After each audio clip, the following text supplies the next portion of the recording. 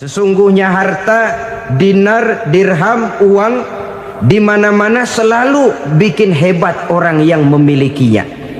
Coba lihat, orang yang punya duit sama yang enggak punya duit, jangan gaya hidupnya, gaya jalannya aja lain.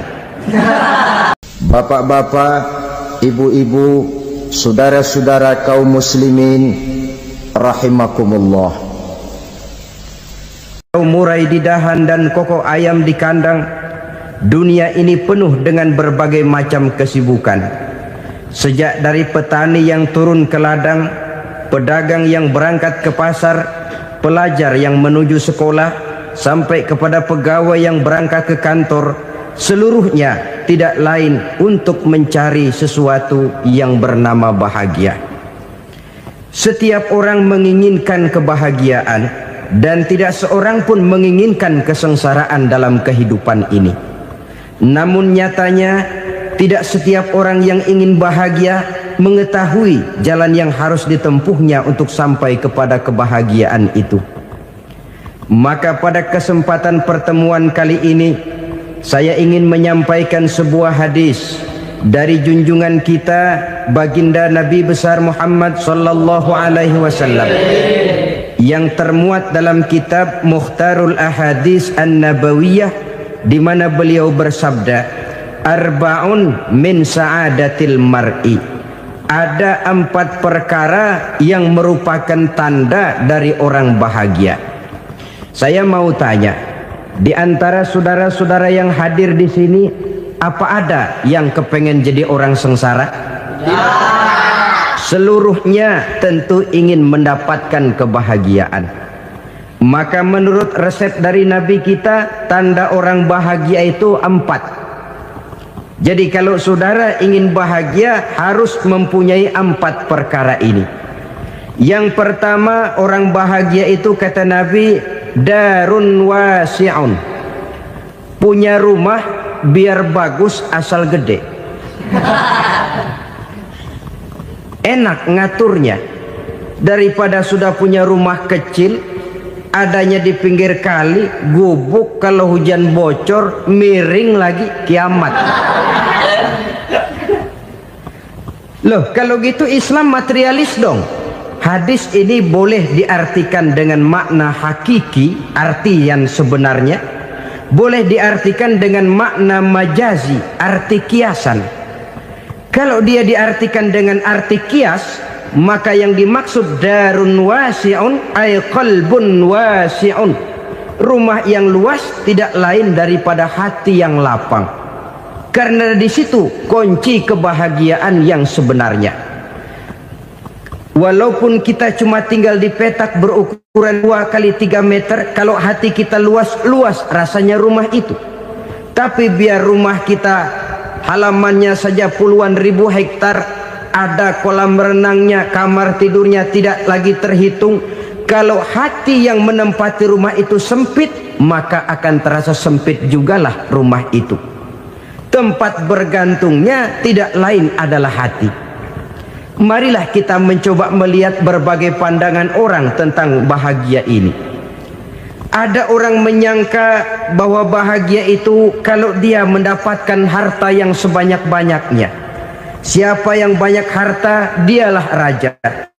Apa yang dia mau, seluruhnya bisa dibeli. Keamanannya, dia bisa menyewa petugas. Seluruh fasilitas untuk menyenangkan kehidupannya bisa dibeli. Pendeknya, hartalah segala-galanya dalam kehidupan. Sampai ada pepatah mengatakan, innad darahima fil amakini kulliha taksur rijala mahabatan wa jalala. Sesungguhnya harta, dinar, dirham, uang di mana-mana selalu bikin hebat orang yang memilikinya. Coba lihat, orang yang punya duit sama yang enggak punya duit, jangan gaya hidupnya, gaya jalannya aja lain.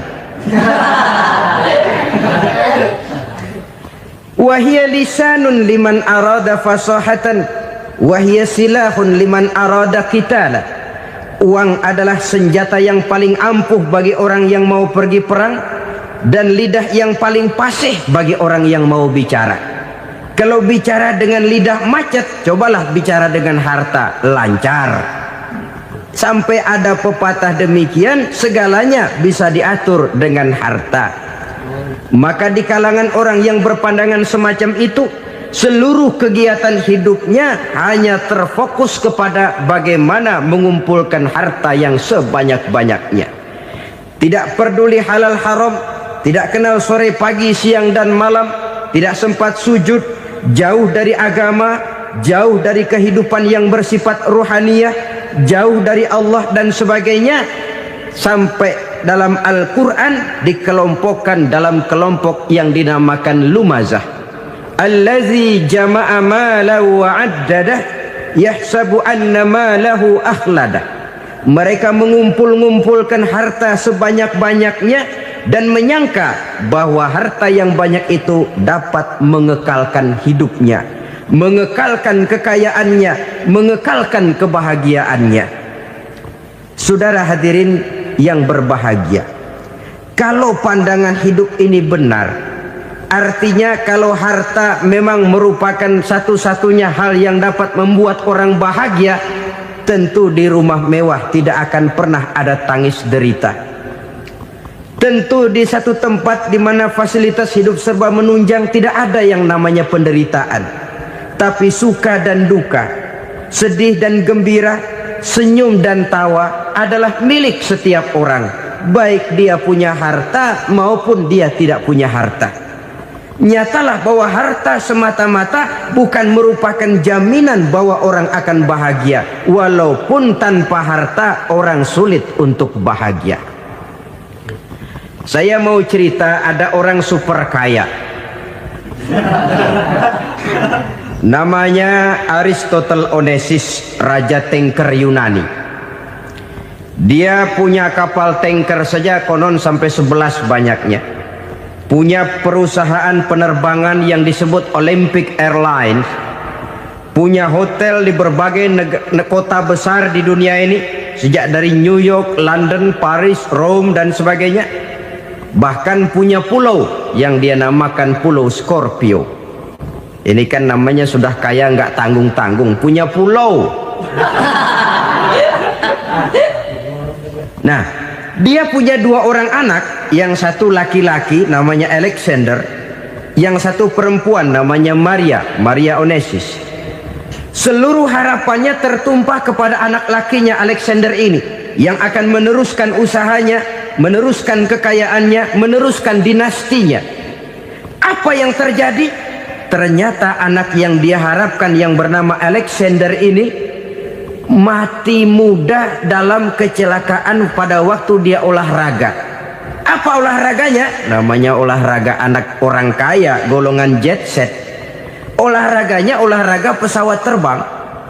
Jatuh, ya nggak kapungut, habis mati.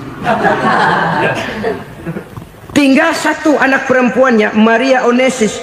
Tapi anak perempuan ini juga malah urakan. Terakhir dia pacaran, bahkan kemudian kawin sama orang Rusia.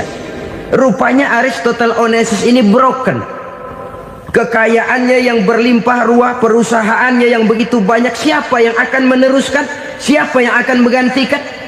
Sampai kemudian dia mengurung diri di Pulau Scorpio dan mati di sana secara mengenaskan. Seorang multi jutawan, seorang yang super kaya, mati menyendiri di pulau sepi. Ibarat kata pepatah, anak ayam mati di lumbung. Bukan kekurangan makanan, keurugan makanan. Begitu kehidupan Aristotle Onesius. Dan banyak orang-orang yang sudah demikian kaya sampai dibingungkan oleh kekayaannya sendiri. Telusurilah kehidupan David Rockefeller misalnya, Henry Ford misalnya, Adnan Khashoggi misalnya. Multi jutawan yang kadang-kadang dibuat keder oleh kekayaannya sendiri.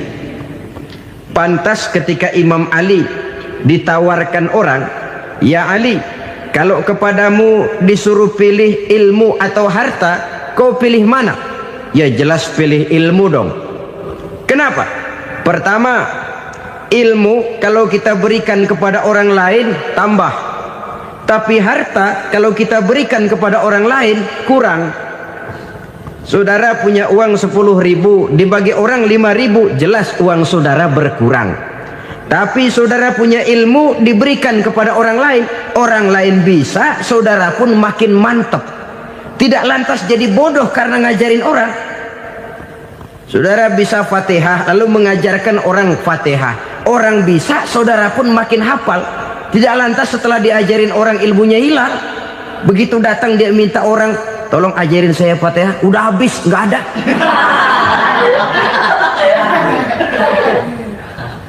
Yang kedua kata Imam Ali, ilmu menjaga kita. Kalau harta kita yang harus jaga. Makin banyak ilmu makin terpelihara diri seharusnya. Tetapi makin banyak harta makin bingung kita jaganya. Sampai kadang-kadang kalau perlu seluruh keliling rumah dipasangi alarm. Belum cukup disewakan anjing besar-besar, pasang di depan pintu, awas anjing galak.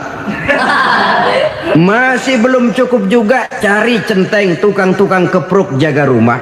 Masih terasa belum aman, padahal rumahnya dikelilingi tembok besar. Di balik tembok ada pintu-pintunya tebal. Di balik pintu itu terbuka masuk kamar, kamar pun ada pintunya, pintunya pun kuat. Masuk ke dalam kamar ada lemari, lemarinya pun pintunya kuat, dikunci, kuncinya pun kuat. Tapi terhadap seluruhnya yang timbul cuma sekedar was-was saja. Kesimpulannya sekali lagi, tanpa harta orang memang sulit untuk bahagia. Tapi harta semata-mata tidak merupakan jaminan orang akan bahagia. Dengan hati yang luas, itu modal utama untuk mencapai kebahagiaan hidup. Orang yang hatinya luas, saudara-saudara, punya hati yang lapang, melihat kenyataan hidup ini, dia bersyukur senantiasa kepada Allah. Lantas tidak timbul hasud dan iri hatinya. Oleh karena itu jiwanya selalu lapang. Kalau tidak, cupik hati namanya, dangkal pandangan, tidak senang melihat orang lain dapat nikmat, dan itu sering dijadikan contoh. Kalau orang yang lapang dada, dia lihat tetangganya beli TV baru, dia berkata, alhamdulillah ya, tetangga kita beli TV, mudah-mudahan kita bisa ikut nonton. Lapang dadanya. Tapi orang yang sempit hati, lihat tetangga beli televisi, meriang.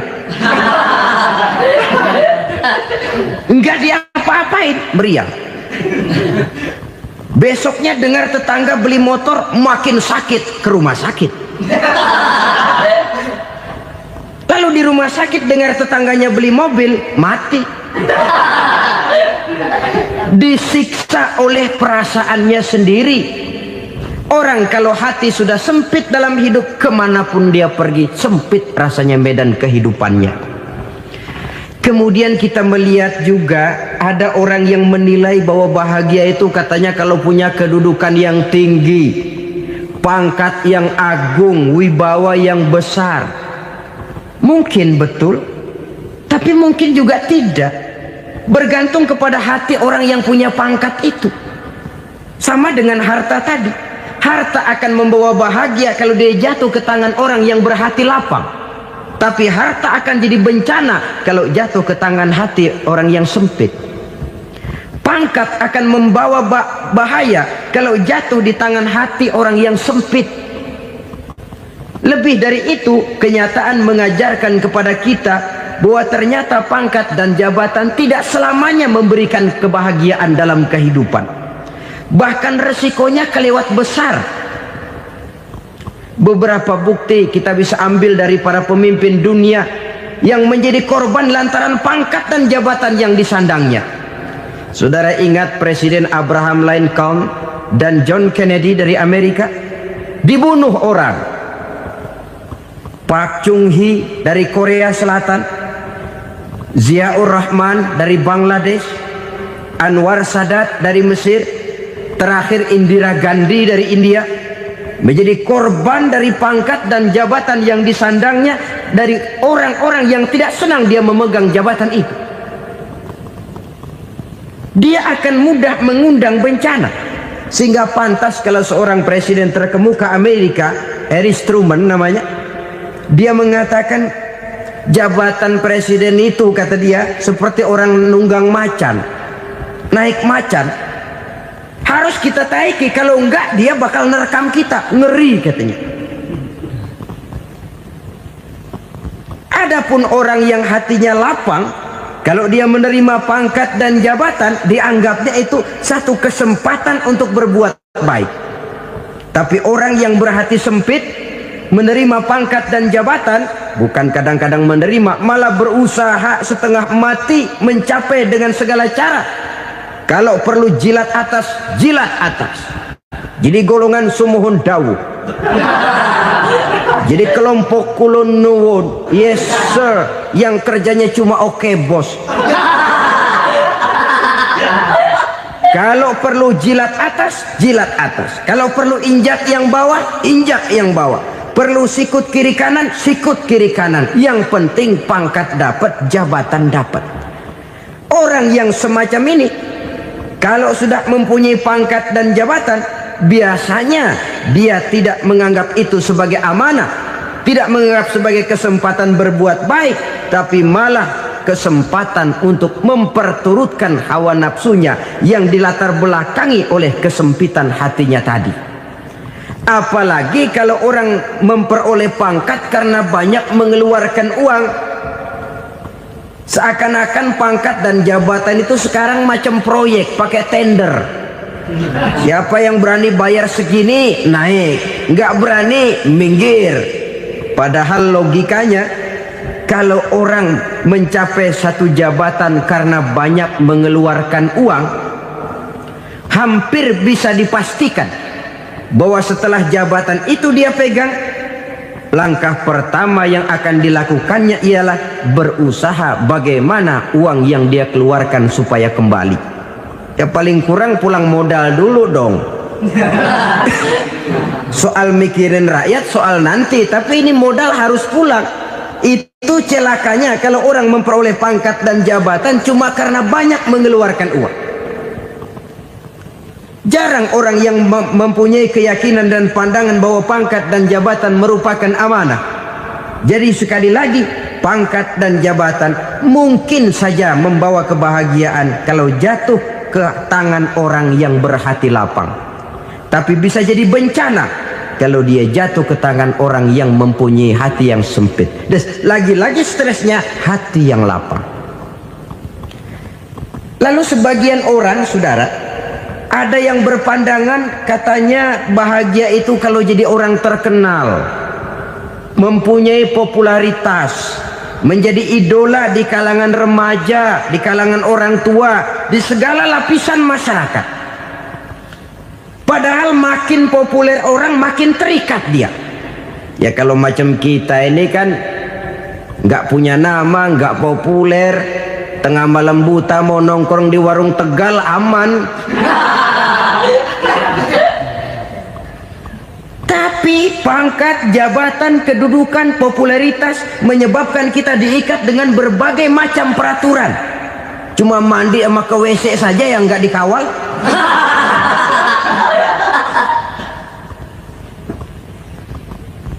Benarkah popularitas, ketenaran membawa kebahagiaan? Mungkin ya, tapi mungkin juga tidak. Kenapa? Banyak orang-orang populer yang mengakhiri hidupnya secara tragis. Kita ambil beberapa nama.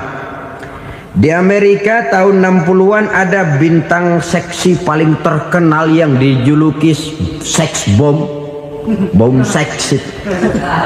Sampai sekarang jadi legenda, namanya Marilyn Monroe. Singkatan doublenya itu inisialnya MM, Marilyn Monroe. Terkenal top sampai dia mati tahun 62, namanya sekarang masih saja dibicarakan orang. Kenapa dia bunuh diri? Tidak punya hartakah dia? Banyak. Kurang populerkah dia? Seluruh dunia mengenalnya. Sejak rakyat kecil sampai pejabat tinggi dia punya hubungan. Kenapa? Jenuh. Dia terlahir dalam keadaan yatim. Setelah itu tidak lama dia berangkat remaja, ibunya meninggal. pindah dari wanita asuh ke wanita asuh sampai 12 orang ibu angkatnya. Dan kekecewaan yang paling parah, setiap laki-laki yang dekat dengannya hanya seperti kapal berlabuh, datang dan pergi silih berganti. Padahal dia merindukan seseorang yang bisa melindungi hidupnya. Dia rindukan itu dan dia tidak pernah menemukan. Itu yang akhirnya menyebabkan dia minum pil tidur kelewat dosis, minum obat tidur kebanyakan, ya tidur terus sampai sekarang.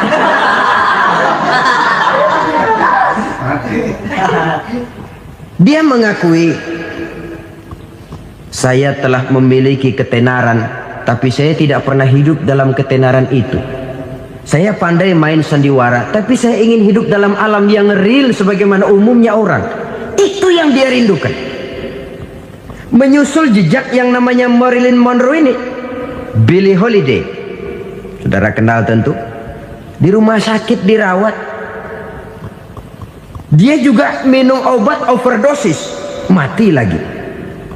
Jimi Hendrix minum obat tidur overdosis kelewat batas, mati lagi. Lalu yang menghanyutkan diri di danau, Janis Joplin dan Brian Jones. Ini orang-orang populer, orang-orang terkemuka yang mengakhiri hidup secara tragis, bukan karena tidak terkenal, mungkin karena sudah saking terkenalnya. Contoh paling belakangan, Bruce Lee. Wah, ini tukang-tukang kepruk tentu kenal siapa dia. Sampai sekarang pun tabir kematiannya masih merupakan misteri. Dan yang masih hidup juga menunjukkan gejala yang aneh. Michael Jackson, rumahnya di Beverly Hills itu dijaga sedemikian rupa, dan dia selalu curiga kepada setiap makanan harus steril, bersih dari segala macam kimia. Kemana dia pergi, itu tukang-tukang kepruk sudah selalu menjaga dan mengawal, dan dia seakan takut menunjukkan mukanya yang asli. Hingga kalau tampil ke tengah di luar show, dia kadang memakai pakaian yang tidak menunjukkan dia yang sebenarnya, takut dikenali orang. Ternyata popularitas sering jadi momok yang meracuni kehidupan manusia. Oleh karena itu, benarlah junjungan kita pada saat beliau mengajarkan orang akan bahagia kalau dia mempunyai hati yang lapang. Nah, sekarang masalahnya untuk mendapatkan hati yang lapang, caranya bagaimana? Kita kembali kepada konsep Quran. Allah mengajarkan, ala inna bi dzikrillahi tatmainnul qulub.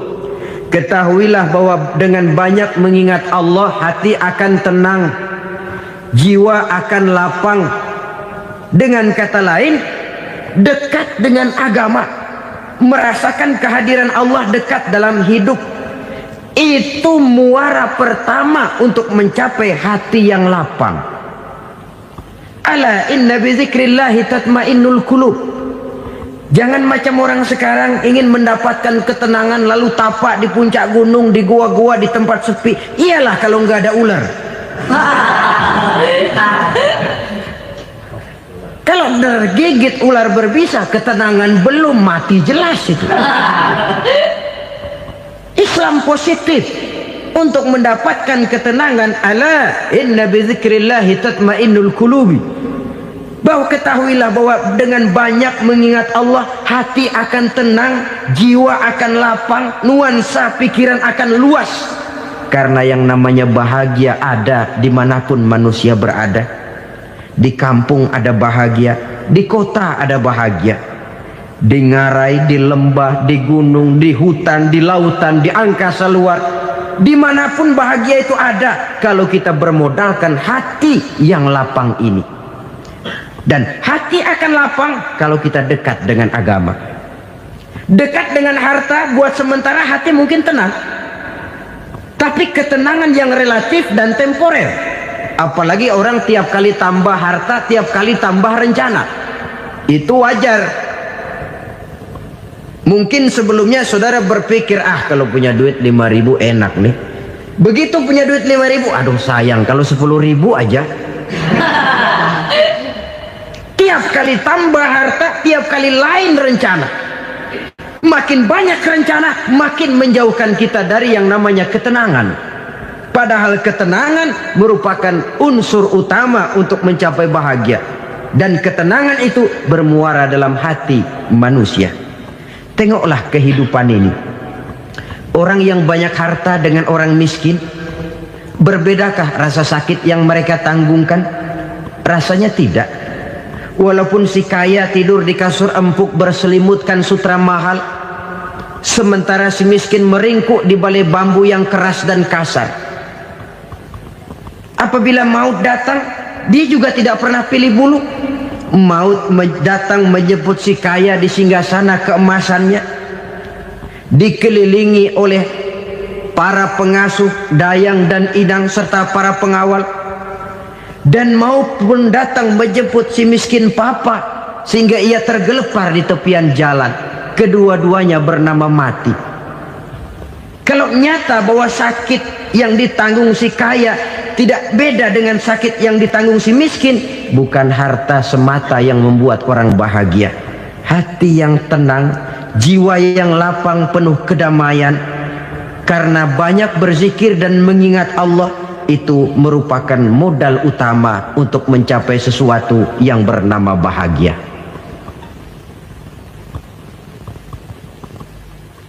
Saudara hadirin yang saya hormati, inilah yang pertama dari 4 ciri yang digambarkan oleh Nabi tentang tanda-tanda orang bahagia. Dan harus berangkat dari yang pertama ini, hati yang lapang. Ini yang harus kita miliki lebih dahulu. Baru nanti akan menyusul kepada poin yang ketiga, kedua, dan selanjutnya. Sebab kalau hati sudah terisi dengan jiwa yang lapang, seluruh persoalan insya Allah akan bisa kita atasi dengan sebagaimana mestinya. Yang kedua sekarang, tanda orang bahagia menurut baginda Nabi, markabun syariah. Orang bahagia itu, kata beliau, punya kendaraan biar cepat asal lancar. Artinya kemana dia mau pergi mudah. Apa maksud hadis ini? Kalau kita kaji lebih dalam, kendaraan itu kan alat transportasi. Transportasi tidak lain adalah usaha memudahkan komunikasi. Pindah dari situ kepada teori bahwa manusia adalah zon political, makhluk bermasyarakat yang tidak bisa memenuhi kebutuhan hidupnya secara sendirian. Kita memerlukan keberadaan orang lain dalam kehidupan ini. Untuk memakai baju saja kita sudah perlukan petani yang tanam kapas, pabrik yang memintal kapas jadi benang, pabrik yang menenun benang jadi kain, sampai kepada mesin jahit, sampai kepada tukang jahit. Itu cuma untuk memakai pakaian saja. Tidak seorang pun di antara kita yang sanggup memenuhi kebutuhan hidupnya secara sendiri. Kita perlu orang lain. Maka kebebasan dalam arti mutlak, kebebasan tanpa batas, itu tidak mungkin ada dalam kehidupan. Karena kita mengadakan yang disebut interaksi sosial. Setiap kegiatan kita tentu melibatkan orang lain. Menurut kita barangkali kita bebas jalan di jalan raya semaunya, tapi orang lain berkendaraan pun merasa bahwa ini ada juga jalan haknya, dan begitu selanjutnya. Oleh karena itu, maksud dari kendaraan yang cepat ini adalah khulata'uhu ma'as solihin. Lingkungan pergaulannya terdiri dari orang-orang soleh. Pergaulannya luas. Kemana dia pergi ada temannya. Kesulitannya ada tempat dia cerita. Dan kesulitan kalau sudah diceritakan kepada orang lain, taruh kata orang itu tidak bisa menolong, namun menceritakannya kepada orang yang kita percayai, kan paling kurang sudah mengurangi beban jiwa, mengurangi tanggungan batin, merasa masih ada tempat kita cerita. Maka lebih baik orang awam yang mau bergaul ketimbang orang setengah alim tapi ngunci pintu. Sebab nantinya akan timbul sikap picik, cupik pandangan, dan tidak luas menghadapi kenyataan dalam kehidupan ini. Namun yang harus kita garis bawahi, pergaulan memang mesti luas. Namun jangan sekali-kali lupa bahwa pergaulan sangat besar pengaruhnya dalam ikut membentuk kepribadian manusia. Sehari-hari bisa kita bilang, kalau kita dekat sama tukang minyak wangi, sekalipun nggak dibagi minyaknya, baunya tentu dapat. Betul? Tapi dekat sama tukang elas, walaupun nggak kena apinya, asapnya mesti kena. Kalau Syauqi mengatakan lebih jelas lagi, man asyaral asrafa asa musyarrafan wa muasyiral anzali ghairu musyarrafin. Awalam taral jildal hakira muqabbalan bisagri lamma sara jildal mushaf. Siapa yang bergaul dengan orang mulia, dia bakal ikut menjadi mulia. Tapi siapa yang berteman dengan orang hina, dia tidak bakal ikut menjadi mulia. Tidakkah kau lihat, kata Syauqi, kulit kambing yang hina pun dicium orang ketika menjadi kantong Quran. Kulit kambing hina, kalau dia sendirian gak ada yang mau cium. Tapi begitu dia bergaul dengan Quran, menjadi kantong Quran, dipakein minyak wangi, ditaruh di tempat yang tinggi, mau diambil dicium dulu, dibawa dengan penuh hormat dan hati-hati. Kulit kambing yang hina lantaran berteman dengan Quran, numpang mujur. Tapi coba lihat kalau kulit kambing berteman dengan kayu, jadi beduk, habis. Zohor dikemplang, asar dipukul. Itu pun sedikit saja, cuma salah milih teman. Yang temannya Quran dihormati orang, yang temannya kayu lantaran jadi beduk, gelap-gelap subuh orang udah kemplangnya.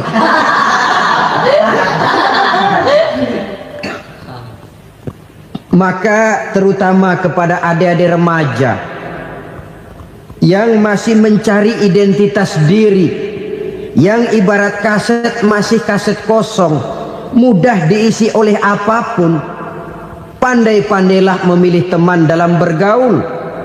Karena banyak orang yang tadinya baik-baik, ketika terseret dalam pergaulan dengan orang yang tidak baik, kebaikannya menjadi lentur dan luntur. Tapi berapa banyak bajingan-bajingan tengik, orang-orang yang berlumur noda dan dosa, tiap hari melakukan maksiat, namun bergaul dengan orang yang baik-baik, pada akhirnya sedikit demi sedikit beringsut dan berangsur dia terbiasa mengikuti kebaikan-kebaikan. Saya tekankan ini kepada remaja karena mereka masih mencari identitas diri. Apa yang mereka lihat mereka mau, apa yang mereka dengar mereka ingin tahu. Coba lihat kehidupan remaja. Pulang nonton film Rambo, pengen jadi Rambo, gagah, maunya belekai melulu. Pulang nonton film Superman, pengen bisa terbang. Pulang nonton India, nyanyi melulu. Wajar, mereka masih mencari identitas diri. Saya ini sebenarnya siapa? Lingkungan, pergaulan akan membentuk itu. Karena itu pandai-pandailah bergaul, karena ia sangat besar pengaruhnya dalam ikut membentuk kepribadian manusia. Apalagi sifat yang jelek lebih cepat menularnya ketimbang sifat yang baik. Sifat yang baik, watak yang soleh itu lambat sekali untuk menular. Tapi yang tidak baik, kan prosesnya mah kalau remaja biasanya mula-mula dengar. Karena dengar lalu pengen tahu. Karena pengen tahu lalu ngeliatin. Begitu ngeliatin kan pengen nyobain. Setelah nyobain ketagihan. Nah, ini prosesnya. Yang namanya ganja, morfin, narkotik, awalnya kan begitu. Mula-mula dengar katanya kalau sudah fly to the sky, sudah melayang ke langit katanya, disitulah puncak kebahagiaan. Mulanya cuma dengar. Karena dengar pengen tahu. Karena pengen tahu lalu ngeliat, kumpul sama orang yang suka ngeganja. Setelah ngeliat, nah pengen ngerasain. Begitu ngerasain enak juga, ketagihan. Kalau sudah ketagihan jadi penyakit kronis, bisa merembet kepada yang lain. Iya, kalau orang tuanya mampu untuk beli morfin, beli ganja. Kalau tidak kan pikirannya ngayap, jemuran siapa ya gue sabet. timbullah perbuatan-perbuatan negatif yang bermula dari salah pergaulan. Apalagi buat adik-adik remaja yang tinggal di kota-kota besar, yang pengaruh budaya, pengaruh kesenian, pengaruh struktur kehidupan yang nampak makin individualistis, di mana persaingan tajam, tensi ekonomi tinggi, orang mudah mengalami stres. Pandai-pandailah dalam bergaul, sekali lagi, karena ia sangat besar pengaruhnya dalam ikut membentuk kepribadian manusia. Orang bahagia punya kendaraan yang cepat, artinya punya pergaulan yang luas, dan lingkungan pergaulannya terdiri dari orang-orang yang soleh. Kemana dia pergi ada teman, kesulitannya ada tempat dia cerita.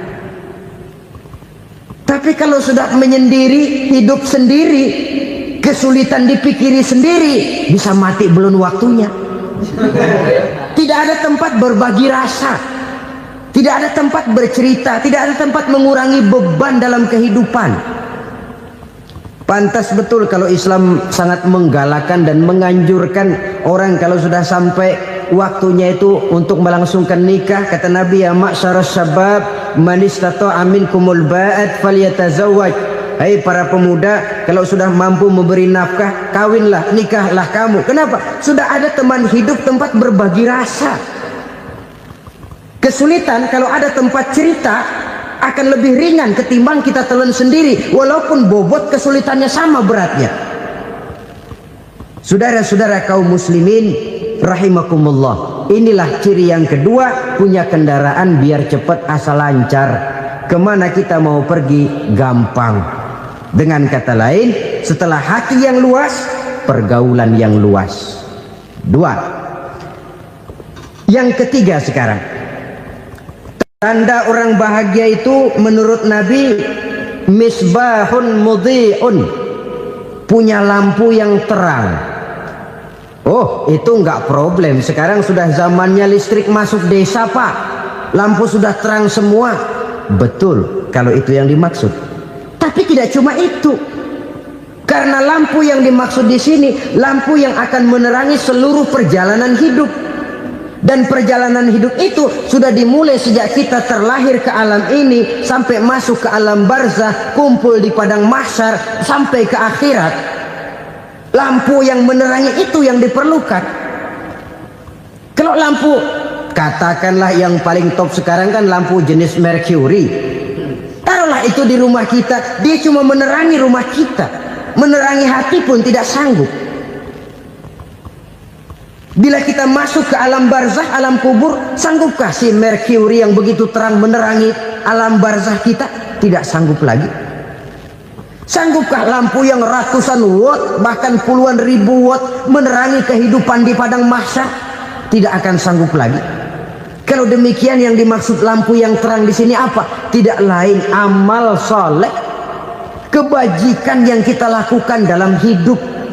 Itu yang akan jadi lampu penerang. Di dunia nama kita akan terang. Jasad kita boleh hancur terkubur tanah, tapi nama kita akan dikenang orang. Begitulah kalau orang meninggalkan kebajikan dalam hidup seperti sekarang. Ribuan orang tiap saat berziarah ke kubur Imam Syafi'i, ke kubur Imam Malik, ke kubur Imam Ghazali, ke kubur orang yang baik-baik, orang yang soleh-soleh.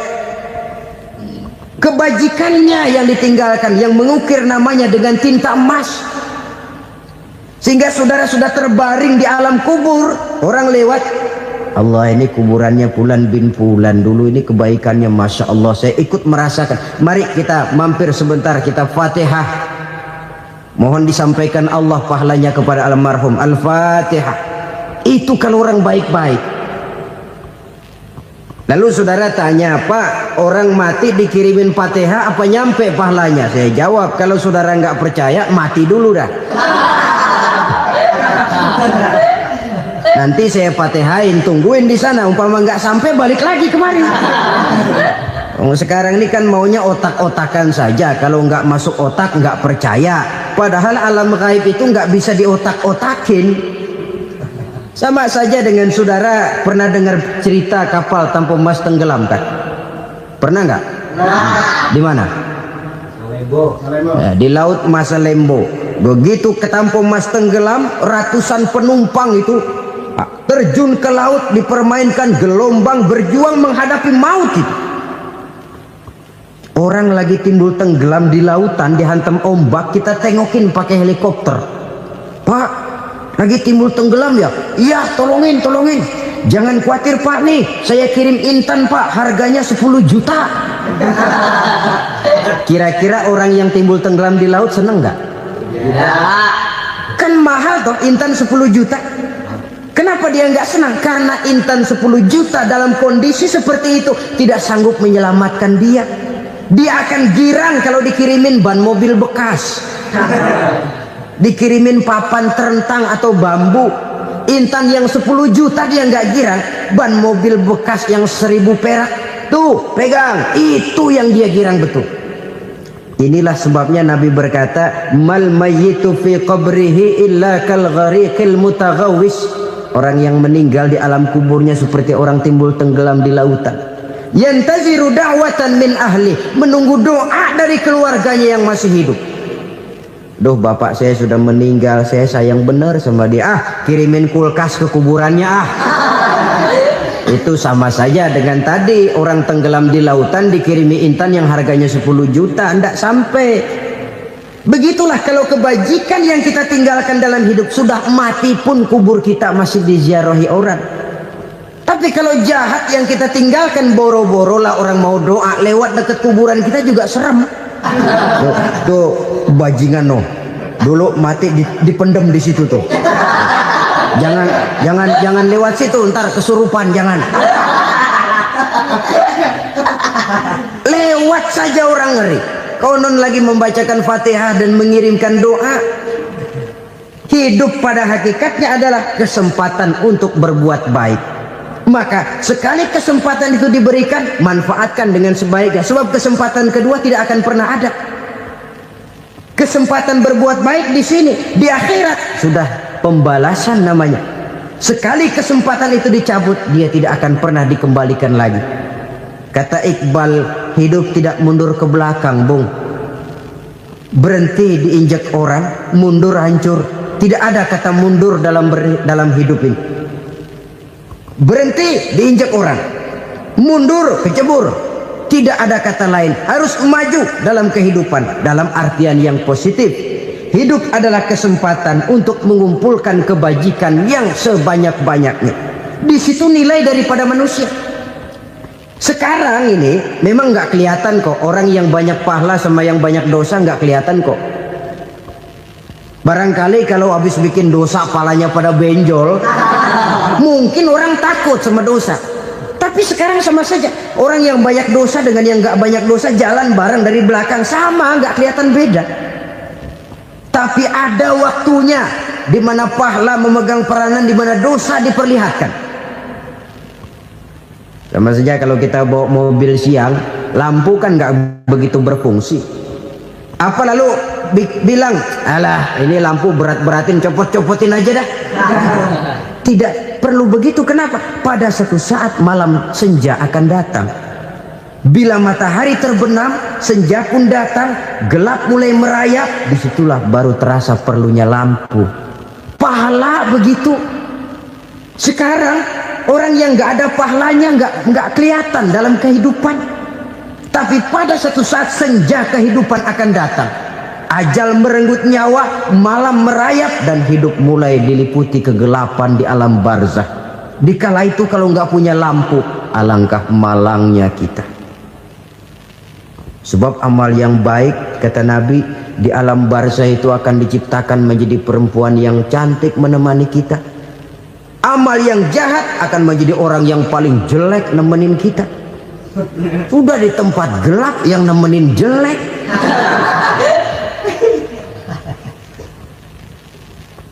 Kaum muslimin rahimakumullah. Kalau demikian masalahnya, tergantunglah kita pandai memanfaatkan waktu. Al-waktu kasayf, waktu itu cepat sekali. Yang namanya waktu itu tahu-tahu. Tahu-tahu udah tahun 87. Tahu-tahu udah begitu. Tahu-tahu Yang kemarin anak-anak, sekarang udah pada punya anak. Tahu-tahu saja itu. Begitu cepat waktu berlalu. Kalau tidaklah pandai kita memanfaatkannya, akan rugi kita. Nabi bersabda, "Man kana yaumuhu khairun min amsihi fahuwa rabih." Barang siapa yang hari ini lebih baik daripada hari kemarin, itu orang untung. Hari ini lebih baik daripada kemarin. Bulan ini lebih baik dari bulan kemarin. Tahun ini lebih baik dari tahun kemarin. Itu orang yang beruntung. Tahun kemarin sembahyangnya maghrib doang, sekarang udah tambah isya.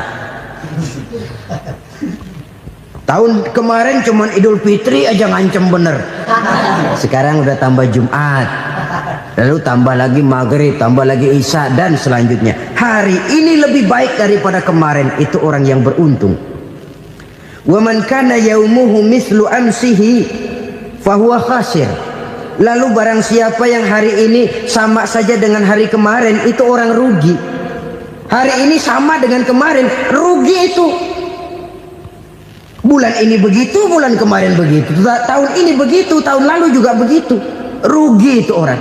Rugi apa? Rugi umur. Umur tambah, amalan gak pernah tambah. Dan saya pikir lebih merupakan azab ketimbang nikmat kalau orang dikasih panjang umur cuma untuk numpuk dosa. Mending mana? Panjang umur banyak dosa sama pendek umur dikit dosa? Mending mana? Mending mana? Ya, paling mending tentu panjang umur banyak pahala.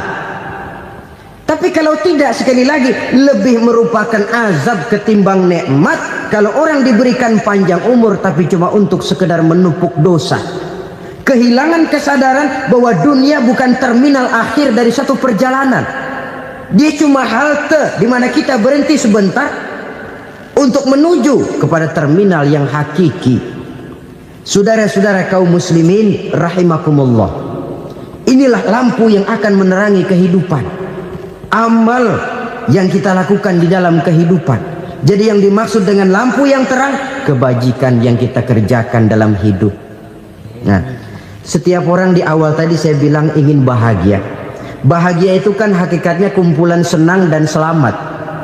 Senang, selamat. Apa bedanya? Senang tapi tidak selamat, nggak bahagia. Selamat tapi nggak senang, nggak bahagia orang. Contoh, kalau orang korupsi, duitnya banyak, senang dia, tapi keselamatannya. Ada tentara baris di samping rumahnya udah bingung, padahal tentara latihan. Tentara cuma latihan, dia bingung. Senang, tapi karena keselamatannya tidak terjamin, dia tidak bahagia. Sebaliknya pegawai negeri jujur benar, cuma segaji-gajinya. Selamat, nggak korupsi, tapi melarat, ya nggak bahagia juga, kurang senang. Kesenangan dan keselamatan untuk dunia saja, ya sekali lagi, kalau cuma sekedar untuk dunia saja, bisa dibeli pakai uang. Bisa dibeli pakai uang. Saudara ingin selamat, bisa dibeli pakai uang. Saudara ingin senang, bisa dibeli dengan uang. Tapi setelah mati, masuk ke alam barzah, habis kekuasaan uang. Nggak bisa lagi beli keselamatan pakai uang. Tidak mungkin lagi membeli kesenangan dengan uang. Di situ pahala yang megang peranan. Makin banyak pahala, makin banyak saham untuk membeli kesenangan dan keselamatan, untuk memperoleh yang namanya bahagia. Dan jangan lupa loh, di alam barzah kita nggak sebentar, menunggu datangnya kiamat. Loh iya, kalau kita begitu dikuburin terus kiamat datang, untung. Tapi kalau masih harus 1000, 2000, puluhan ribu tahun yang akan datang, dalam satu penantian yang begitu lama, tanpa saham untuk memperoleh kebahagiaan, satu kemalangan yang tidak ada pernah putus-putusnya. Janganlah tergelincir oleh kebahagiaan sebentar yang menipu dengan mengorbankan kebahagiaan hakiki yang berjangka panjang. Apa artinya senyum sejenak kalau harus ditebus dengan tangis seumur hidup? Biarlah kita minum jamu, pahit memang, getir memang, tapi kan besok badan sehat. Daripada sekarang minum sirup, manis memang, enak memang, tapi bibir pada jontor besok itu. Sirawan, batuk, nggak karu-karuan. Banyak orang tertipu oleh kesenangan yang sebentar, padahal laisa kullu ma yalma'u zahaban. Belum tentu semua yang berkilat itu emas, belum tentu semua yang gemerlap itu intan. Karena itu marilah manfaatkan kesempatan yang diberikan Allah ini untuk mengumpulkan kebajikan yang sebanyak-banyaknya. Yang terakhir sekarang, yang keempat, tanda orang bahagia kata Nabi. Zaujatun salihah. Orang bahagia itu tanda yang keempat kata Nabi, punya istri biar cakep asal taat. Sudah surga itu gitu. Cakep taat. Istri kayak gitu, kalau belum mati jangan dikuburin dulu itu. Sudah cakep taat lagi, tapi kadang-kadang enggak, udah jelek ngadat melulu. Apa yang mau dipilih? Sebab itu Quran mengatakan istri pakaian untuk suami, suami pakaian untuk istri. Kenapa suami istri diibaratkan pakaian? Alangkah tingginya gaya bahasa Quran ini. Suami istri teman hidup, hidup perjalanan panjang. Sejak kita dalam rahim sudah ada hidup kan di sini. Sampai ke alam dunia, masuk ke alam barzah, kumpul di padang mahsyar, sampai menuju akhirat, itu perjalanan hidup. Carilah istri atau suami teman hidup yang membawa manfaat tidak hanya kehidupan di dunia ini, sampai di alam barzah, sampai di padang mahsyar. Suaminya mungkin meninggal lebih dulu, atau istrinya mungkin meninggal lebih dulu, tapi suami atau istri yang masih hidup berbuat kebajikan. Suami saya meninggal, ada hartanya, saya sedekahkan, niat pahala untuk almarhum suami saya. Ini teman hidup, tidak dibatasi dan tidak bisa dipisahkan oleh maut sekalipun. Zohirnya mungkin pisah, badannya mungkin pisah, tapi hatinya, jiwanya, kebersamaannya dalam menghadapi kehidupan. Karena itu saudara-saudara, bahasa Quran indah. Suami istri diibaratkan seperti pakaian. Apa fungsi pakaian? Pertama, pakaian jadi kebanggaan. Artinya suami harus menjadi kebanggaan istri, istri harus jadi kebanggaan suami. Yang kedua, pakaian itu kan fungsinya menutup aurat. Artinya sesama suami istri harus saling menjaga kekurangan masing-masing. Jangan malah sesama suami istri saling membongkar rahasia dan aibnya sendiri-sendiri.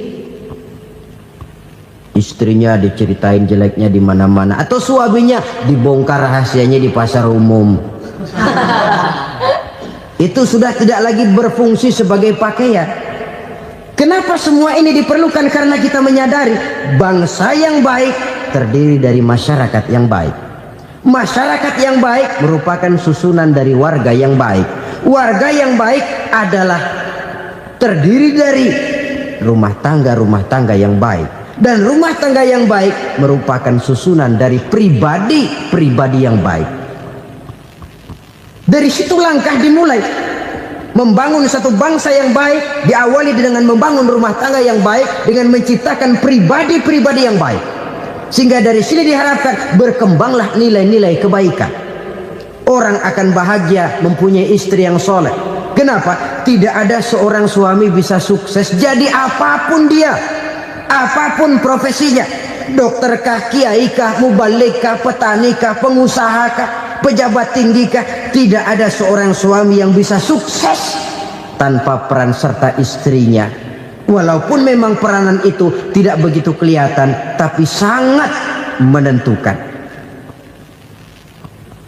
Karena itu, saudara hadirin yang saya hormati, Islam sangat menghargai kaum wanita, memberikan kedudukan yang tinggi sepanjang tidak mematikan kodrat kewanitaannya.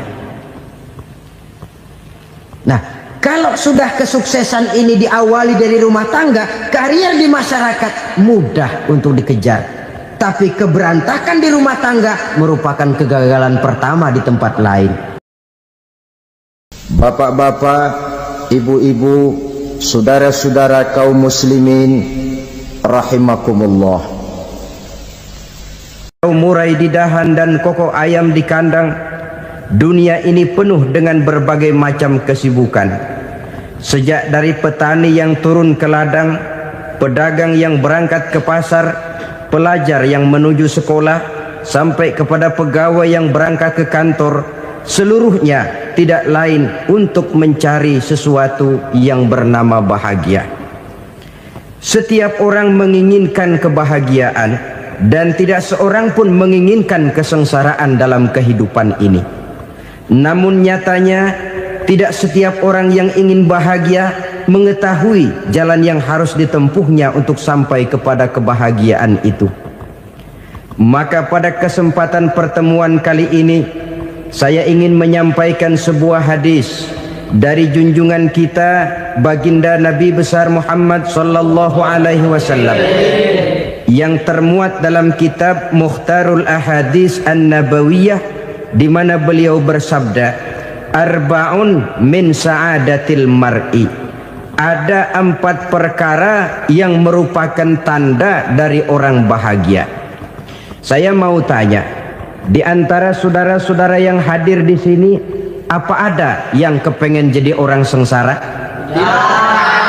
Seluruhnya tentu ingin mendapatkan kebahagiaan. Maka menurut resep dari Nabi kita, tanda orang bahagia itu 4. Jadi kalau saudara ingin bahagia, harus mempunyai 4 perkara ini. Yang pertama, orang bahagia itu kata Nabi, darun wasi'un. Punya rumah biar bagus asal gede. Enak ngaturnya, daripada sudah punya rumah kecil adanya di pinggir kali, gubuk, kalau hujan bocor, miring lagi, kiamat. Loh, kalau gitu Islam materialis dong. Hadis ini boleh diartikan dengan makna hakiki, arti yang sebenarnya, boleh diartikan dengan makna majazi, arti kiasan. Kalau dia diartikan dengan arti kias, maka yang dimaksud darun wasi'un ay qalbun wasi'un. Rumah yang luas tidak lain daripada hati yang lapang. Karena di situ kunci kebahagiaan yang sebenarnya. Walaupun kita cuma tinggal di petak berukuran 2 kali 3 meter, kalau hati kita luas-luas rasanya rumah itu. Tapi biar rumah kita halamannya saja puluhan ribu hektar, ada kolam renangnya, kamar tidurnya tidak lagi terhitung.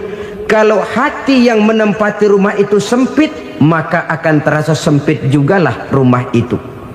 Tempat bergantungnya tidak lain adalah hati. Marilah kita mencoba melihat berbagai pandangan orang tentang bahagia ini. Ada orang menyangka bahwa bahagia itu kalau dia mendapatkan harta yang sebanyak-banyaknya. Siapa yang banyak harta, dialah raja. Apa yang dia mau, seluruhnya bisa dibeli. Keamanannya, dia bisa menyewa petugas. Seluruh fasilitas untuk menyenangkan kehidupannya bisa dibeli. Pendeknya, hartalah segala-galanya dalam kehidupan. Sampai ada pepatah mengatakan, innad darahima fil amakini kulliha taksur rijala mahabatan wa jalala. Sesungguhnya harta, dinar, dirham, uang di mana-mana selalu bikin hebat orang yang memilikinya. Coba lihat, orang yang punya duit sama yang enggak punya duit, jangan gaya hidupnya, gaya jalannya aja lain. Wahia lisanun liman arada fasahatan, wahia silahun liman arada qitala. Uang adalah senjata yang paling ampuh bagi orang yang mau pergi perang, dan lidah yang paling fasih bagi orang yang mau bicara. Kalau bicara dengan lidah macet, cobalah bicara dengan harta, lancar. Sampai ada pepatah demikian, segalanya bisa diatur dengan harta. Maka di kalangan orang yang berpandangan semacam itu, seluruh kegiatan hidupnya hanya terfokus kepada bagaimana mengumpulkan harta yang sebanyak-banyaknya. Tidak peduli halal haram, tidak kenal sore pagi siang dan malam, tidak sempat sujud, jauh dari agama, jauh dari kehidupan yang bersifat ruhaniyah, jauh dari Allah dan sebagainya. Sampai dalam Al-Quran dikelompokkan dalam kelompok yang dinamakan lumazah. Allazi jama'a malahu wa 'addadah yahsabu anna malahu akhladah. Mereka mengumpul-ngumpulkan harta sebanyak-banyaknya dan menyangka bahwa harta yang banyak itu dapat mengekalkan hidupnya, mengekalkan kekayaannya, mengekalkan kebahagiaannya.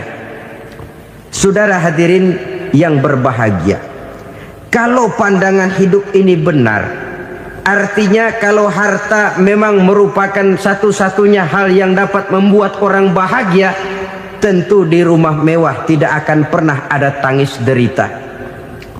Tentu di satu tempat di mana fasilitas hidup serba menunjang tidak ada yang namanya penderitaan. Tapi suka dan duka, sedih dan gembira, senyum dan tawa adalah milik setiap orang, baik dia punya harta maupun dia tidak punya harta. Nyatalah bahwa harta semata-mata bukan merupakan jaminan bahwa orang akan bahagia, walaupun tanpa harta orang sulit untuk bahagia. Saya mau cerita, ada orang super kaya, namanya Aristotle Onesimus, raja tanker Yunani. Dia punya kapal tanker saja konon sampai 11 banyaknya. Punya perusahaan penerbangan yang disebut Olympic Airlines. Punya hotel di berbagai kota besar di dunia ini, sejak dari New York, London, Paris, Rome dan sebagainya. Bahkan punya pulau yang dia namakan Pulau Scorpio. Ini kan namanya sudah kaya nggak tanggung-tanggung, punya pulau. Nah, dia punya 2 orang anak, yang satu laki-laki namanya Alexander, yang satu perempuan namanya Maria Onesimus. Seluruh harapannya tertumpah kepada anak lakinya Alexander ini, yang akan meneruskan usahanya, meneruskan kekayaannya, meneruskan dinastinya. Apa yang terjadi? Ternyata anak yang dia harapkan yang bernama Alexander ini mati muda dalam kecelakaan pada waktu dia olahraga. Apa olahraganya? Namanya olahraga anak orang kaya, golongan jet set. Olahraganya olahraga pesawat terbang.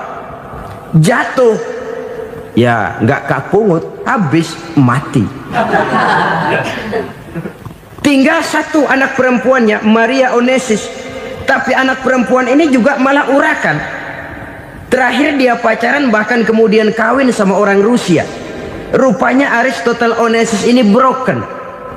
Kekayaannya yang berlimpah ruah, perusahaannya yang begitu banyak, siapa yang akan meneruskan? Siapa yang akan menggantikan? Sampai kemudian dia mengurung diri di Pulau Scorpio dan mati di sana secara mengenaskan. Seorang multi jutawan, seorang yang super kaya, mati menyendiri di pulau sepi. Ibarat kata pepatah, anak ayam mati di lumbung. Bukan kekurangan makanan, keurugan makanan.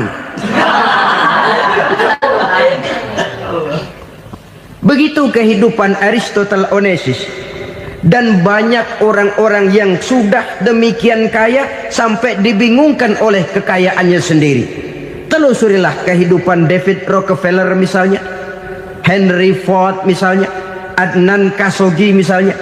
Multi jutawan yang kadang-kadang dibuat keder oleh kekayaannya sendiri.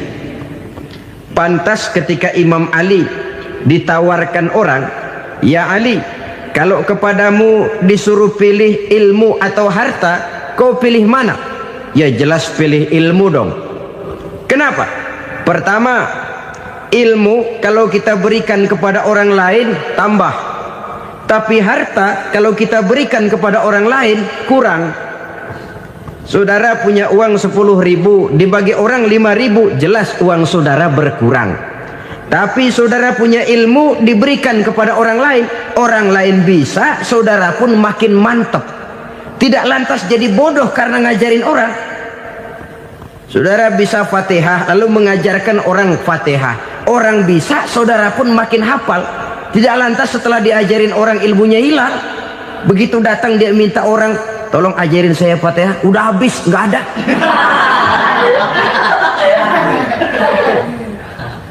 Yang kedua kata Imam Ali, ilmu menjaga kita. Kalau harta, kita yang harus jaga.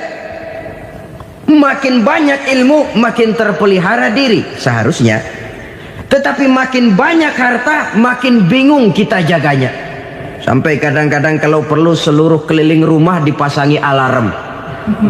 Belum cukup disewakan anjing besar-besar, pasang di depan pintu, awas anjing galak. Masih belum cukup juga, cari centeng tukang-tukang kepruk jaga rumah. Masih terasa belum aman, padahal rumahnya dikelilingi tembok besar. Di balik tembok ada pintu-pintunya tebal. Di balik pintu itu terbuka masuk kamar, kamar pun ada pintunya, pintunya pun kuat. Masuk ke dalam kamar ada lemari, lemarinya pun pintunya kuat, dikunci, kuncinya pun kuat. Tapi terhadap seluruhnya yang timbul cuma sekedar was-was saja. Kesimpulannya sekali lagi, tanpa harta orang memang sulit untuk bahagia. Tapi harta semata-mata tidak merupakan jaminan orang akan bahagia. Dengan hati yang luas, itu modal utama untuk mencapai kebahagiaan hidup. Orang yang hatinya luas, saudara-saudara, punya hati yang lapang, melihat kenyataan hidup ini, dia bersyukur senantiasa kepada Allah. Lantas tidak timbul hasud dan iri hatinya. Oleh karena itu jiwanya selalu lapang. Kalau tidak, cupik hati namanya, dangkal pandangan, tidak senang melihat orang lain dapat nikmat, dan itu sering dijadikan contoh. Kalau orang yang lapang dada, dia lihat tetangganya beli TV baru, dia berkata, alhamdulillah ya, tetangga kita beli TV, mudah-mudahan kita bisa ikut nonton. Lapang dadanya. Tapi orang yang sempit hati, lihat tetangga beli televisi, meriang. Enggak diapa-apain, meriang. Besoknya dengar tetangga beli motor, makin sakit, ke rumah sakit. Lalu di rumah sakit dengar tetangganya beli mobil, mati. Disiksa oleh perasaannya sendiri. Orang kalau hati sudah sempit dalam hidup, kemanapun dia pergi, sempit rasanya medan kehidupannya. Kemudian kita melihat juga ada orang yang menilai bahwa bahagia itu katanya kalau punya kedudukan yang tinggi, pangkat yang agung, wibawa yang besar. Mungkin betul, tapi mungkin juga tidak. Bergantung kepada hati orang yang punya pangkat itu. Sama dengan harta tadi. Harta akan membawa bahagia kalau dia jatuh ke tangan orang yang berhati lapang. Tapi harta akan jadi bencana kalau jatuh ke tangan hati orang yang sempit. Pangkat akan membawa bahaya kalau jatuh di tangan hati orang yang sempit. Lebih dari itu, kenyataan mengajarkan kepada kita bahwa ternyata pangkat dan jabatan tidak selamanya memberikan kebahagiaan dalam kehidupan. Bahkan resikonya kelewat besar. Beberapa bukti kita bisa ambil dari para pemimpin dunia yang menjadi korban lantaran pangkat dan jabatan yang disandangnya. Saudara ingat Presiden Abraham Lincoln dan John Kennedy dari Amerika? Dibunuh orang. Park Chung-hee dari Korea Selatan, Ziaur Rahman dari Bangladesh, Anwar Sadat dari Mesir, terakhir Indira Gandhi dari India, menjadi korban dari pangkat dan jabatan yang disandangnya dari orang-orang yang tidak senang dia memegang jabatan itu. Dia akan mudah mengundang bencana. Sehingga pantas kalau seorang presiden terkemuka Amerika, Harry Truman namanya, dia mengatakan jabatan presiden itu, kata dia, seperti orang nunggang macan, naik macan. Harus kita taiki, kalau enggak dia bakal nerekam kita. Ngeri katanya. Adapun orang yang hatinya lapang, kalau dia menerima pangkat dan jabatan, dianggapnya itu satu kesempatan untuk berbuat baik. Tapi orang yang berhati sempit, menerima pangkat dan jabatan, bukan kadang-kadang menerima, malah berusaha setengah mati mencapai dengan segala cara. Kalau perlu jilat atas, jilat atas. Jadi golongan sumuhun dawuh. Jadi kelompok kulon nuwun, yes sir, yang kerjanya cuma oke bos. Kalau perlu jilat atas, jilat atas. Kalau perlu injak yang bawah, injak yang bawah. Perlu sikut kiri kanan, sikut kiri kanan. Yang penting pangkat dapat, jabatan dapat.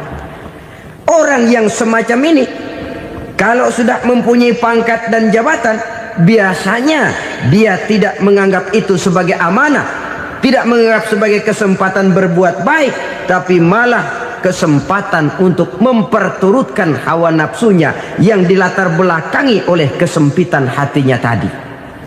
Apalagi kalau orang memperoleh pangkat karena banyak mengeluarkan uang, seakan-akan pangkat dan jabatan itu sekarang macam proyek pakai tender. Siapa yang berani bayar segini naik, nggak berani minggir. Padahal logikanya, kalau orang mencapai satu jabatan karena banyak mengeluarkan uang, hampir bisa dipastikan bahwa setelah jabatan itu dia pegang, langkah pertama yang akan dilakukannya ialah berusaha bagaimana uang yang dia keluarkan supaya kembali. Ya paling kurang pulang modal dulu dong. Soal mikirin rakyat soal nanti, tapi ini modal harus pulang. Itu celakanya kalau orang memperoleh pangkat dan jabatan cuma karena banyak mengeluarkan uang. Jarang orang yang mempunyai keyakinan dan pandangan bahwa pangkat dan jabatan merupakan amanah. Jadi sekali lagi, pangkat dan jabatan mungkin saja membawa kebahagiaan kalau jatuh ke tangan orang yang berhati lapang. Tapi bisa jadi bencana kalau dia jatuh ke tangan orang yang mempunyai hati yang sempit. Dan lagi-lagi stresnya hati yang lapang. Lalu sebagian orang, saudara, ada yang berpandangan katanya bahagia itu kalau jadi orang terkenal, mempunyai popularitas, menjadi idola di kalangan remaja, di kalangan orang tua, di segala lapisan masyarakat. Padahal makin populer orang makin terikat dia. Ya kalau macam kita ini kan nggak punya nama, nggak populer, tengah malam buta mau nongkrong di warung Tegal aman. Tapi pangkat, jabatan, kedudukan, popularitas menyebabkan kita diikat dengan berbagai macam peraturan. Cuma mandi sama ke WC saja yang nggak dikawal.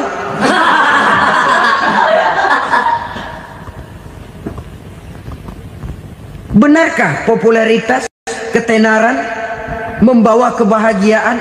Mungkin ya, tapi mungkin juga tidak. Kenapa? Banyak orang-orang populer yang mengakhiri hidupnya secara tragis. Kita ambil beberapa nama. Di Amerika tahun 60-an ada bintang seksi paling terkenal yang dijuluki sex bomb, bom seks. Sampai sekarang jadi legenda, namanya Marilyn Monroe. Singkatan dobelnya itu inisialnya MM, Marilyn Monroe. Terkenal top sampai dia mati tahun 62, namanya sekarang masih saja dibicarakan orang. Kenapa dia bunuh diri? Tidak punya hartakah dia? Banyak. Kurang populerkah dia? Seluruh dunia mengenalnya. Sejak rakyat kecil sampai pejabat tinggi dia punya hubungan. Kenapa? Jenuh. Dia terlahir dalam keadaan yatim. Setelah itu tidak lama dia berangkat remaja, ibunya meninggal, pindah dari wanita asuh ke wanita asuh sampai 12 orang ibu angkatnya. Dan kekecewaan yang paling parah, setiap laki-laki yang dekat dengannya hanya seperti kapal berlabuh, datang dan pergi silih berganti, padahal dia merindukan seseorang yang bisa melindungi hidupnya. Dia rindukan itu dan dia tidak pernah menemukan. Itu yang akhirnya menyebabkan dia minum pil tidur kelewat dosis, minum obat tidur kebanyakan, ya tidur terus sampai sekarang.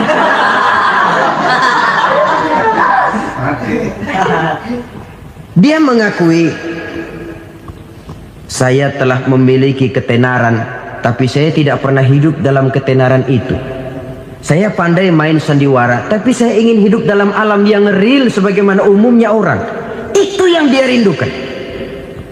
Menyusul jejak yang namanya Marilyn Monroe ini, Billie Holiday, saudara kenal tentu, di rumah sakit dirawat.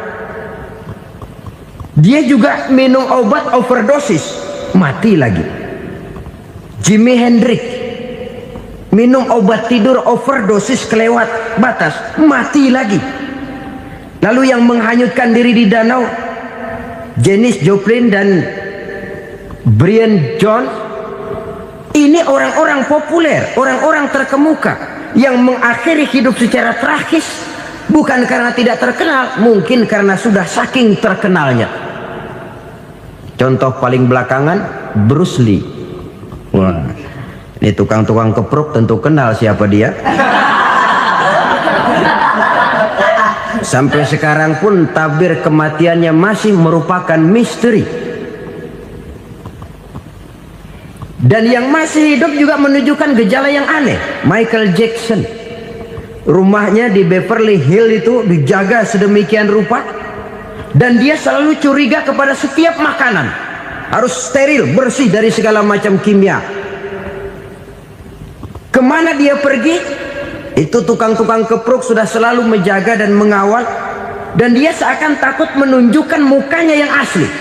Hingga kalau tampil ke tengah di luar show, dia kadang memakai pakaian yang tidak menunjukkan dia yang sebenarnya, takut dikenali orang. Ternyata popularitas sering jadi momok yang meracuni kehidupan manusia. Oleh karena itu, benarlah junjungan kita pada saat beliau mengajarkan orang akan bahagia kalau dia mempunyai hati yang lapang. Nah, sekarang masalahnya untuk mendapatkan hati yang lapang, caranya bagaimana? Kita kembali kepada konsep Quran. Allah mengajarkan, ala inna bi dzikrillahi tatmainnul qulub. Ketahuilah bahwa dengan banyak mengingat Allah, hati akan tenang, jiwa akan lapang. Dengan kata lain, dekat dengan agama, merasakan kehadiran Allah dekat dalam hidup, itu muara pertama untuk mencapai hati yang lapang. Ala inna bi dzikrillahi tatmainnul qulub. Jangan macam orang sekarang ingin mendapatkan ketenangan lalu tapak di puncak gunung, di gua-gua, di tempat sepi. Iyalah kalau nggak ada ular. Kalau tergigit ular berbisa, ketenangan belum, mati jelas itu. Islam positif untuk mendapatkan ketenangan. Ala inna bi dzikrillahi tatmainnul qulubi. Bahwa ketahuilah bahwa dengan banyak mengingat Allah, hati akan tenang, jiwa akan lapang, nuansa pikiran akan luas. Karena yang namanya bahagia ada dimanapun manusia berada. Di kampung ada bahagia, di kota ada bahagia, di ngarai, di lembah, di gunung, di hutan, di lautan, di angkasa luar, dimanapun bahagia itu ada kalau kita bermodalkan hati yang lapang ini. Dan hati akan lapang kalau kita dekat dengan agama. Dekat dengan harta buat sementara hati mungkin tenang, tapi ketenangan yang relatif dan temporer. Apalagi orang tiap kali tambah harta, tiap kali tambah rencana, itu wajar. Mungkin sebelumnya saudara berpikir, kalau punya duit 5.000 enak nih. Begitu punya duit 5.000, aduh sayang kalau 10.000 aja. Tiap kali tambah harta, tiap kali lain rencana. Makin banyak rencana, makin menjauhkan kita dari yang namanya ketenangan. Padahal ketenangan merupakan unsur utama untuk mencapai bahagia. Dan ketenangan itu bermuara dalam hati manusia. Tengoklah kehidupan ini. Orang yang banyak harta dengan orang miskin, berbedakah rasa sakit yang mereka tanggungkan? Rasanya tidak. Walaupun si kaya tidur di kasur empuk berselimutkan sutra mahal, sementara si miskin meringkuk di balai bambu yang keras dan kasar. Apabila maut datang, dia juga tidak pernah pilih bulu. Maut datang menjemput si kaya di singgasana keemasannya, dikelilingi oleh para pengasuh, dayang dan idang serta para pengawal. Dan maut pun datang menjemput si miskin papa, sehingga ia tergelepar di tepian jalan. Kedua-duanya bernama mati. Kalau nyata bahwa sakit yang ditanggung si kaya tidak beda dengan sakit yang ditanggung si miskin, bukan harta semata yang membuat orang bahagia. Hati yang tenang, jiwa yang lapang penuh kedamaian, karena banyak berzikir dan mengingat Allah, itu merupakan modal utama untuk mencapai sesuatu yang bernama bahagia.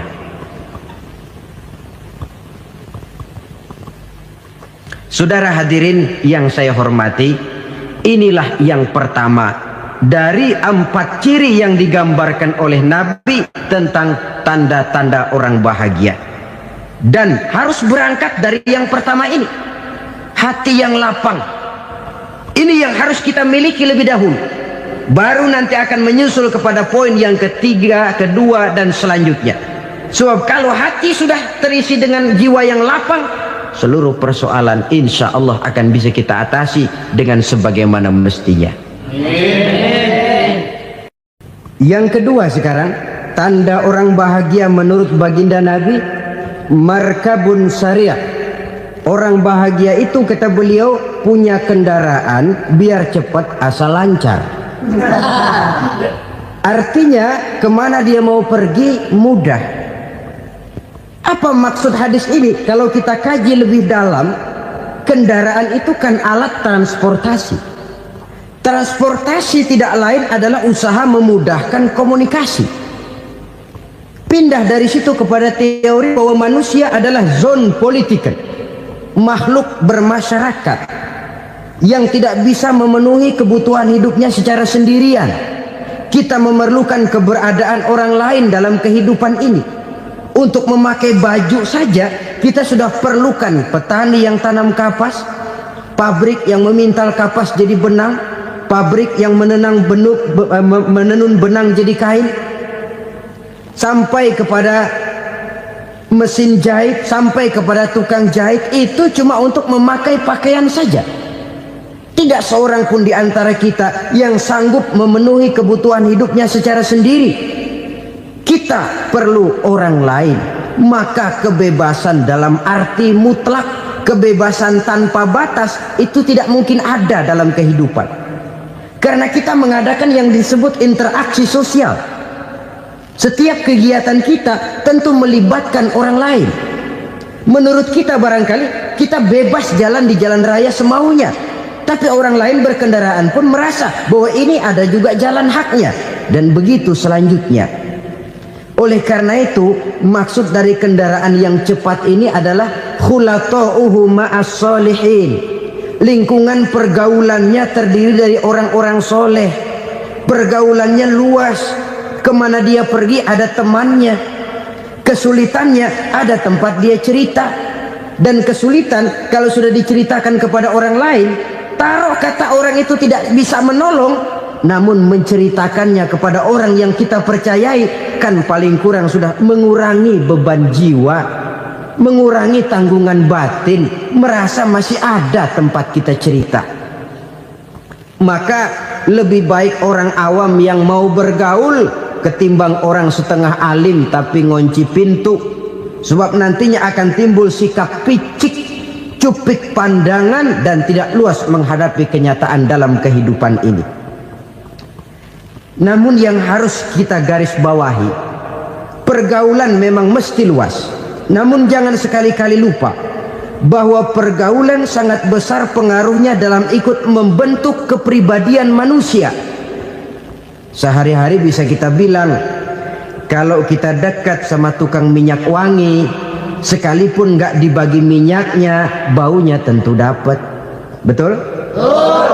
Tapi dekat sama tukang elas, walaupun nggak kena apinya, asapnya mesti kena. Kalau Syauqi mengatakan lebih jelas lagi, man asyaral asrafa asa musyarrafan wa muasyiral anzali ghairu musyarrafin. Awalam taral jildal hakira muqabbalan bisagri lamma sara jildal mushaf. Siapa yang bergaul dengan orang mulia, dia bakal ikut menjadi mulia. Tapi siapa yang berteman dengan orang hina, dia tidak bakal ikut menjadi mulia. Tidakkah kau lihat, kata Syauqi, kulit kambing yang hina pun dicium orang ketika menjadi kantong Quran. Kulit kambing hina, kalau dia sendirian gak ada yang mau cium. Tapi begitu dia bergaul dengan Quran, menjadi kantong Quran, dipakein minyak wangi, ditaruh di tempat yang tinggi, mau diambil dicium dulu, dibawa dengan penuh hormat dan hati-hati. Kulit kambing yang hina lantaran berteman dengan Quran, numpang mujur. Tapi coba lihat kalau kulit kambing berteman dengan kayu, jadi beduk, habis. Zohor dikemplang, asar dipukul. Itu pun sedikit saja, cuma salah milih teman. Yang temennya Quran dihormati orang, yang temennya kayu lantaran jadi beduk, gelap-gelap subuh orang udah kemplangnya.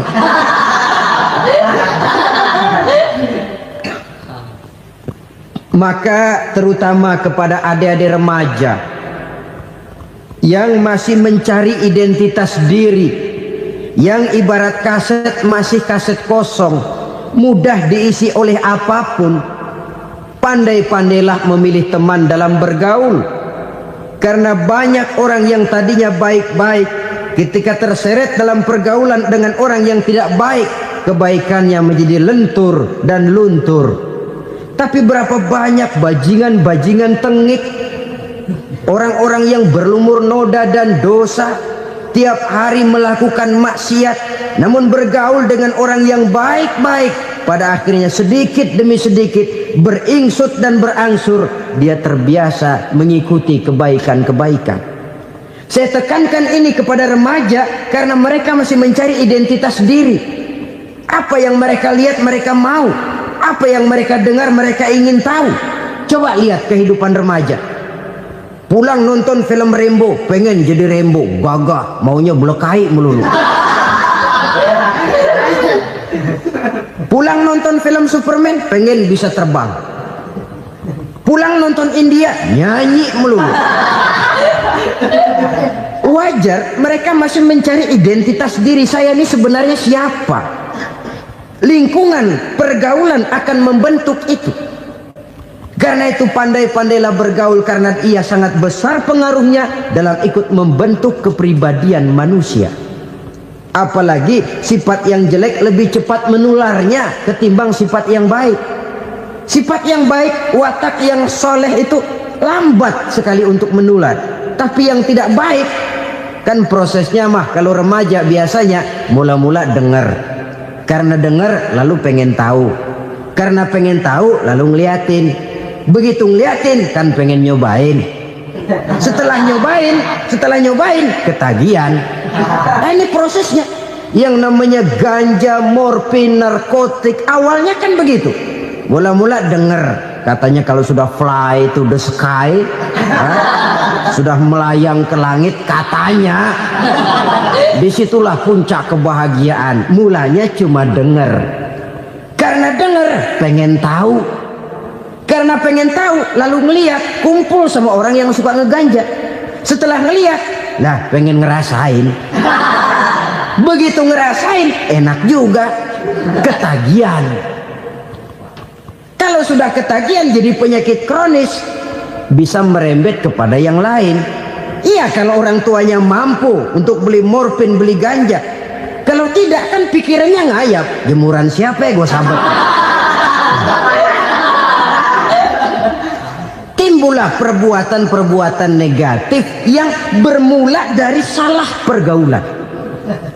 Apalagi buat adik-adik remaja yang tinggal di kota-kota besar, yang pengaruh budaya, pengaruh kesenian, pengaruh struktur kehidupan yang nampak makin individualistis, di mana persaingan tajam, tensi ekonomi tinggi, orang mudah mengalami stres. Pandai-pandailah dalam bergaul, sekali lagi, karena ia sangat besar pengaruhnya dalam ikut membentuk kepribadian manusia. Orang bahagia punya kendaraan yang cepat, artinya punya pergaulan yang luas, dan lingkungan pergaulannya terdiri dari orang-orang yang soleh. Kemana dia pergi, ada teman. Kesulitannya, ada tempat dia cerita. Tapi kalau sudah menyendiri, hidup sendiri, kesulitan dipikiri sendiri, bisa mati belum waktunya. Tidak ada tempat berbagi rasa, tidak ada tempat bercerita, tidak ada tempat mengurangi beban dalam kehidupan. Pantas betul kalau Islam sangat menggalakkan dan menganjurkan orang kalau sudah sampai waktunya itu untuk melangsungkan nikah. Kata Nabi, ya ma'syaras syabab man istata'a minkumul ba'at falyatazawwaj. Hai para pemuda, kalau sudah mampu memberi nafkah, kawinlah, nikahlah kamu. Kenapa? Sudah ada teman hidup, tempat berbagi rasa. Kesulitan kalau ada tempat cerita akan lebih ringan ketimbang kita telan sendiri, walaupun bobot kesulitannya sama beratnya. Saudara-saudara kaum muslimin rahimakumullah, inilah ciri yang kedua, punya kendaraan biar cepat asal lancar. Kemana kita mau pergi gampang. Dengan kata lain, setelah hati yang luas, pergaulan yang luas. Dua. Yang ketiga sekarang, tanda orang bahagia itu menurut Nabi, misbahun mudhi'un, punya lampu yang terang. Oh, itu enggak problem. Sekarang sudah zamannya listrik masuk desa, Pak. Lampu sudah terang semua. Betul, kalau itu yang dimaksud. Tapi tidak cuma itu. Karena lampu yang dimaksud di sini, lampu yang akan menerangi seluruh perjalanan hidup. Dan perjalanan hidup itu sudah dimulai sejak kita terlahir ke alam ini, sampai masuk ke alam barzah, kumpul di padang mahsyar, sampai ke akhirat. Lampu yang menerangi itu yang diperlukan. Kalau lampu, katakanlah yang paling top sekarang kan lampu jenis Mercury. Taruhlah itu di rumah kita, dia cuma menerangi rumah kita, menerangi hati pun tidak sanggup. Bila kita masuk ke alam barzah, alam kubur, sanggupkah si Mercury yang begitu terang menerangi alam barzah kita? Tidak sanggup lagi. Sanggupkah lampu yang ratusan watt, bahkan puluhan ribu watt menerangi kehidupan di padang mahsyar? Tidak akan sanggup lagi. Kalau demikian, yang dimaksud lampu yang terang di sini apa? Tidak lain amal soleh, kebajikan yang kita lakukan dalam hidup. Itu yang akan jadi lampu penerang. Di dunia nama kita akan terang. Jasad kita boleh hancur terkubur tanah, tapi nama kita akan dikenang orang. Begitulah kalau orang meninggalkan kebajikan dalam hidup seperti sekarang. Ribuan orang tiap saat berziarah ke kubur Imam Syafi'i, ke kubur Imam Malik, ke kubur Imam Ghazali, ke kubur orang yang baik-baik, orang yang soleh-soleh. Kebajikannya yang ditinggalkan, yang mengukir namanya dengan tinta emas, sehingga saudara sudah terbaring di alam kubur. Orang lewat, Allah, ini kuburannya Fulan bin Fulan, dulu ini kebaikannya Masya Allah, saya ikut merasakan. Mari kita mampir sebentar, kita Fatihah, mohon disampaikan Allah pahalanya kepada almarhum. Al-Fatihah. Itu kalau orang baik-baik. Lalu saudara tanya, Pak, orang mati dikirimin Fatihah apa nyampe pahalanya? Saya jawab, kalau saudara nggak percaya, mati dulu dah. Nanti saya Fatihain, tungguin di sana. Umpama nggak sampai, balik lagi kemari. Sekarang ini kan maunya otak-otakan saja. Kalau nggak masuk otak, nggak percaya. Padahal alam gaib itu nggak bisa diotak-otakin. Sama saja dengan saudara pernah dengar cerita kapal tanpa emas tenggelam kan? Pernah nggak? Di mana? Di Laut Masa Lembo. Begitu ketampung Mas tenggelam, ratusan penumpang itu terjun ke laut, dipermainkan gelombang, berjuang menghadapi maut itu. Orang lagi timbul tenggelam di lautan, dihantam ombak, kita tengokin pakai helikopter. Pak, lagi timbul tenggelam ya? Iya, tolongin. Jangan khawatir Pak, nih saya kirim intan Pak, harganya 10 juta. Kira-kira orang yang timbul tenggelam di laut seneng nggak? Ya. Kan mahal toh intan 10 juta. Kenapa dia nggak senang? Karena intan 10 juta dalam kondisi seperti itu tidak sanggup menyelamatkan dia. Dia akan girang kalau dikirimin ban mobil bekas, dikirimin papan terentang atau bambu. Intan yang 10 juta dia nggak girang, ban mobil bekas yang 1000 perak tuh pegang, itu yang dia girang betul.